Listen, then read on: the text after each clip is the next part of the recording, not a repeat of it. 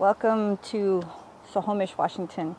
For those viewers that were wondering what's going on with the videos the last few days, unless I'm in this location here in Snohomish, I can't upload anymore until I re-up my phone. So thank you for your patience. Now it's about to start raining, so hopefully we'll get this before that happens. We're doing Revelations 13 and 14 in the AMP version. This one's entitled The Beast from the Sea, Revelations 13, and it goes like this. And the dragon, Satan, stood on the sandy shore of the sea. Then I saw a vicious beast coming up out of the sea with 10 horns and 7 heads. And on his horns were 10 royal crowns or diadems, and on his heads were blasphemous names. And the beast that I saw resembled a leopard, but his feet were like those of a bear, and his mouth was like that of a lion. And the dragon gave him his power and his throne and great authority.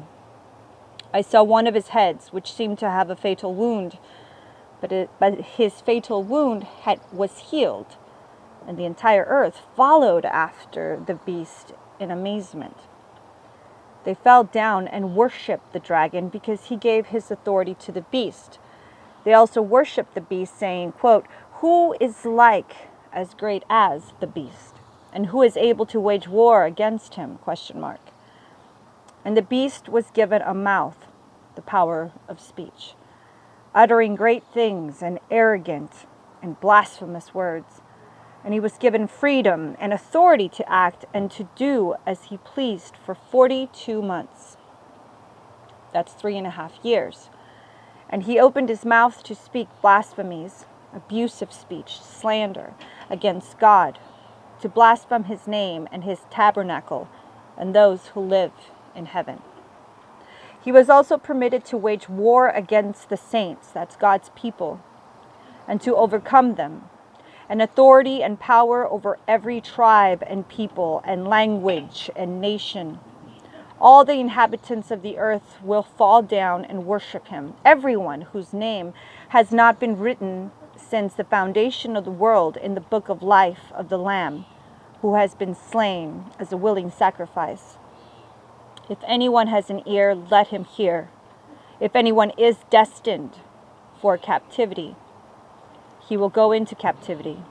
If anyone kills with the sword, he must be killed with the sword. Here is the call for the patient endurance and faithfulness of the saints, which is seen in the response of God's people to difficult times. The beast from the earth. Then I saw another beast rising up out of the earth. He had 2 horns like a lamb, and he spoke like a dragon. He exercised all the authority of the first beast in his presence when the two are together. And he makes the earth and those who inhabit it worship the first beast, whose deadly wound was healed. He performs great signs, awe-inspiring acts, even making fire fall from the sky to the earth, right before people's eyes. And he deceives those unconverted ones, my apologies. And he deceives those unconverted ones who inhabit the earth into believing him because of the signs which he is given by Satan to perform in the presence of the first beast, telling those who inhabit the earth to make an image to the beast who was wounded fatally by the sword and has come back to life. And he is given power to give breath to the image of the beast, so that the image of the beast will even appear to speak and cause those who do not bow down and worship the image of the beast to be put to death.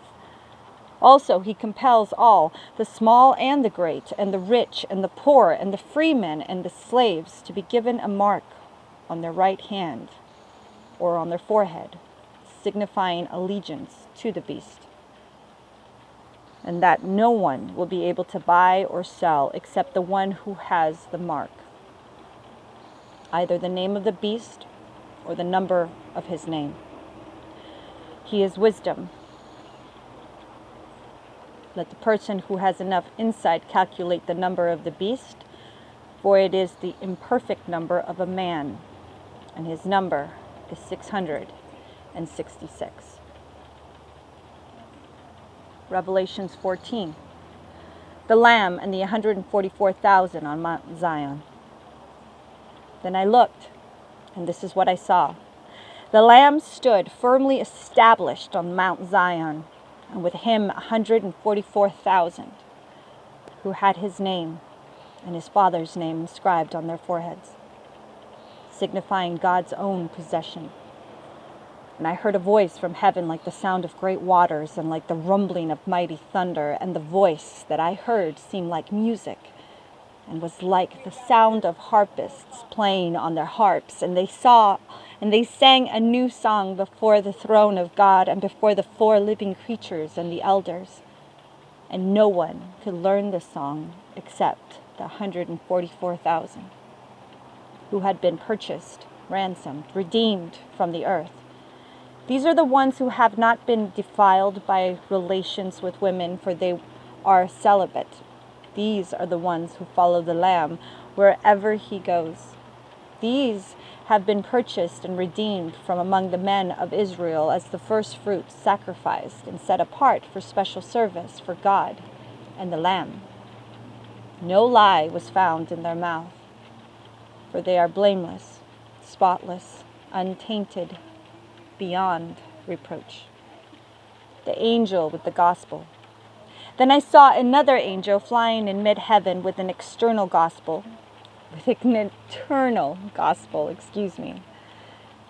I saw another angel flying in mid-heaven with an eternal gospel to preach to the inhabitants of the earth, to every nation and tribe and language and people. And he said with a loud voice, quote, "Fear God with awe and reverence, and give him glory and honor and praise in worship, because the hour of his judgment has come.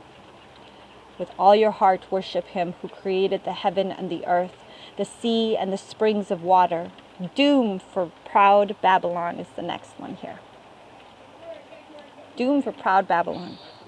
Then another angel, a second one, followed, saying, "Fallen, fallen is Babylon the Great, she who has made all nations drink the wine of the passion of her immortality, corrupting them with idolatry."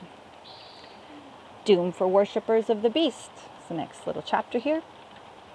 Then another angel, a third one, followed them, saying with a loud voice, "Whoever worships the beast and his image and receives the mark of the beast on his forehead or on his hand, he too will have to drink of the wine of the wrath of God, mixed, undiluted into the cup of his anger.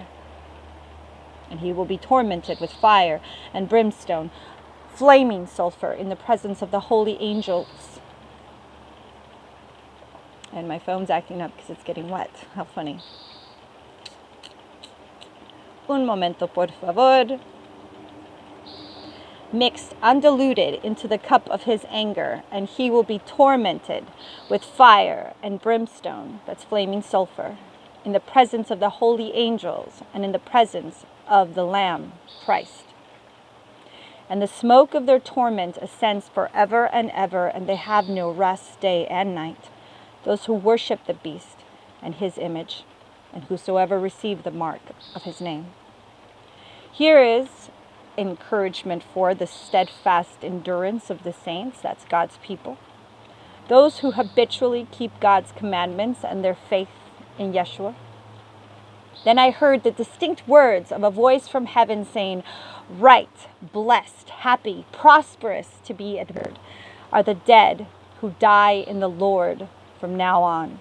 Yes, blessed indeed, says the Spirit, so that they may rest and have relief from their labors, for their deeds do follow them."